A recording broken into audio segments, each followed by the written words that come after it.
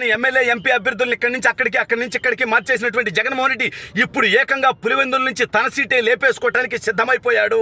పులివెందుల్లో తాను ఓడిపోతాడని చెప్పి పులివెందుల్లో పరిస్థితి చాలా దారుణంగా ఉందని ఐపాక్ సర్వేతో జగన్మోహన్ రెడ్డి వెన్నులో వణుకు మొదలైపోయింది.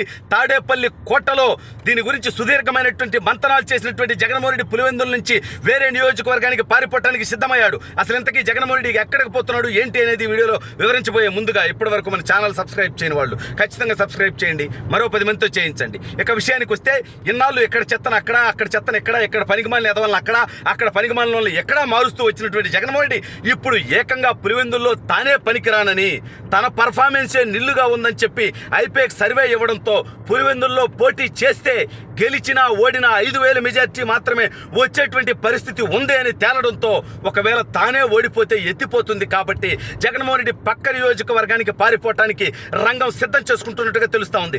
అసలు 45 సంవత్సరాలుగా కంచుకోటగా ఉన్నటువంటి పులివెందుల్లో తాను ఓడిపోయేటువంటి పరిస్థితి రావడానికి కీలకమైనటువంటి అంశాలు ఏంటి అనేది మనం ఒకసారి గమనిస్తే, ఇటీవల సొంత చెల్లి వైఎస్ షర్మిల కాంగ్రెస్ పార్టీలో జాయిన్ అవ్వడం, ఆ కాంగ్రెస్ పార్టీ నుంచి కూడా జగన్మోహన్ రెడ్డి అరాచకాల్ని, తప్పుడు విధానాల్ని, తను ఇచ్చినటువంటి హామీలు నెరవేర్చకపోవడాన్ని ప్రతినిత్యం జగన్మోహన్ రెడ్డిని విమర్శించడం, ఆవిడ పులివెందుల్లో పోటీ చేసేటువంటి పరిస్థితి ఉంది అనేటువంటి నేపథ్యంలో షర్మిల పోటీ చేస్తే ఓట్లు చీలిపోతాయి కాబట్టి జగన్మోహన్ రెడ్డి తండ్రి లేని బిడ్డని, వైఎస్ వారసుని నాకు ఓటేయండి అనేటువంటి అంశంతో జగన్మోహన్ రెడ్డి ఎప్పటికే ఉప ఎన్నికల్లో ఒకసారి, 14 ఎన్నికల్లో ఒకసారి, 19 ఎన్నికల్లో ఒకసారి, 3 సార్లు రాజశేఖర రెడ్డి సెంటిమెంట్ని కొడుగ్గా తాను వాడేశాడు.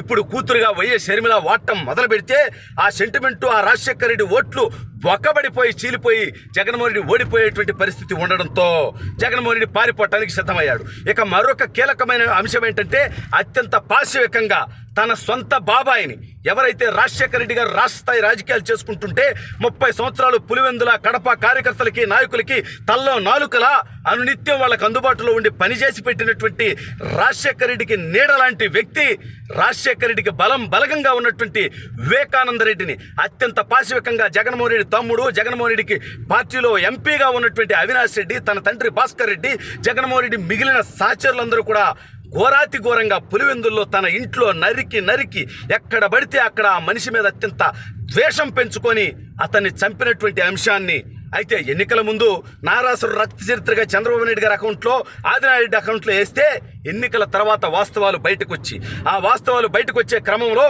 వాళ్ళందరూ ఎంతో అభిమానించినటువంటి వైఎస్ వివేకానంద రెడ్డి కుమార్తె వైఎస్ సునీతారెడ్డిని కూడా నీచంగా చిత్రీకరిస్తూ తన హత్యకు కూడా రెక్కి చేసినటువంటి దౌర్భాగ్యం పులివెందుల ప్రజల్ని ఒక్కసారిగా కళ్ళు బైర్లు గమ్మేలా చేసి వాళ్ళ కళ్ళు విచ్చుకొని ఇక ఈ దరిద్రులకు మనం ఓటేసామంటే మనకంటే నీచులు ఉండరు అనేటువంటి ఉద్దేశంతో పులివెందుల ప్రజల్లో మెల్లగా మార్పు మొదలవడంతో ఒకవైపేమో చెల్లి దెబ్బ, మరోవైపేమో బాబాయిని వేసేసినటువంటి కేసులో తమ్ముడిని, బాబాయిని కాపాడుతున్నాడు అనేటువంటి అంశం, దీనికి తోడు ఇచ్చినటువంటి హామీలన్నీ గాలి కుదిరేయటం, దీనికి తోడు అదనంగా పులివెందులకి ఎప్పుడు కూడా రాజశేఖర రెడ్డి అక్కడ ఉన్నటువంటి కార్యకర్తలకి, నాయకులకి సమయం కేటాయించుకునేవాడు. కానీ పులివెందులను పూర్తిగా అత్యంత పాశవికంగా వివేకానంద రెడ్డిని వేసేశాడు అనేటువంటి ఆరోపణలతో దాదాపు అరెస్టు కాబోయి ఆగి తన తండ్రి అరెస్ట్ అయిపోయినటువంటి అవినాష్ రెడ్డిని పులివెందుల బాధ్యుడిగా పెట్టడంతో జగన్మోహన్ రెడ్డి కనీసం పులివెందుల వైసీపీ కార్యకర్తలకి, నాయకులకి అందుబాటులో లేకుండా వాళ్ళని కలవకపోవడంతో పులివెందుల్లో సొంత పార్టీ నాయకుల్లో కూడా తిరుగుబాటు మొదలైంది. ఇటీవల జగన్మోహన్ రెడ్డి నియోజకవర్గానికి వెళ్ళినప్పుడు ఏదైతే సింహాద్రిపురం మండలంలో మన మండలం ఈసారి బొక్కపడుతుందంటూ అక్కడ ఉన్నటువంటి కార్యకర్తలే జగన్మోహన్ రెడ్డికి నేరుగా చెప్పినటువంటి పరిస్థితి. ఈ నేపథ్యంలో పక్కనే ఉన్నటువంటి 2 నియోజకవర్గాల్లో జగన్మోహన్ రెడ్డి సీక్రెట్ సర్వే చేపించుకున్నట్టుగా తెలుస్తూ ఉంది. 1 జమ్మలమడుగు, 2 పక్కనే ఉన్నటువంటి కమలాపురం. జమ్మలమడుగు కాస్త అటు ఇటుగా ఉంటుందనేటువంటి సర్వే తేలడంతో ఇక వాళ్ళ సొంత మేనమామ రవీంద్రనాథ్ రెడ్డి ప్రాతినిధ్యం వహిస్తున్నటువంటి కమలాపురం ఉండడంతో రవీంద్రనాథ్ రెడ్డిని లేపేద్దామనేటువంటి నిర్ణయానికి వచ్చినట్టుగా తెలిసింది. మీరు పుసుక్కొని రవీంద్రనాథ్ రెడ్డిని లేపేయటం అంటే అతన్ని కూడా బాబాయిని లేపేయటం అనుకోవద్దు. ఎందుకంటే అతని గత చరిత్ర చూసిన తర్వాత సింపతి యాంగిల్ కోసం మళ్ళీ ఇప్పుడు మా మేనమామ లేచిపోయాడు. గతంలో సీఎం కుర్చీ కోసం బాబాయి సింపతి, తండ్రి సింపతి వాడాడు. కానీ ఈసారి సీఎం కుర్చీ కోసం కాదు, ఎమ్మెల్యేగా గెలవటానికి మా మేనమామని వేసేశారు అనేటువంటి అంశంతో కమలాపురంలో ఎన్నికలకు వెళ్తే ఎమ్మెల్యేగా అన్న గెలవచ్చు అనేటువంటి ఆలోచనతో వేసేస్తాడని మీ బోటోళ్ళకి అనుమానం వస్తుంది. బట్ నేను చెప్పింది ఆ వేసేయటం కాదు, ఆ లేపేయటం కాదు, ఆ కమలాపురం నుంచి లేపేస్తాడు అతని సీటు లేపేస్తాడు. అక్కడ జగన్మోహన్ రెడ్డి పోటీ చేయాలనుకుంటున్నాడు. అక్కడైతే కాస్తో కోస్తో అనుకూలంగా ఉన్నట్టుగా, అంటే జగన్మోహన్ రెడ్డి నేరుగా పోతే, లేకపోతే ఆ కమలాపురం కూడా ఎత్తిపోద్దని సర్వే రిపోర్టు.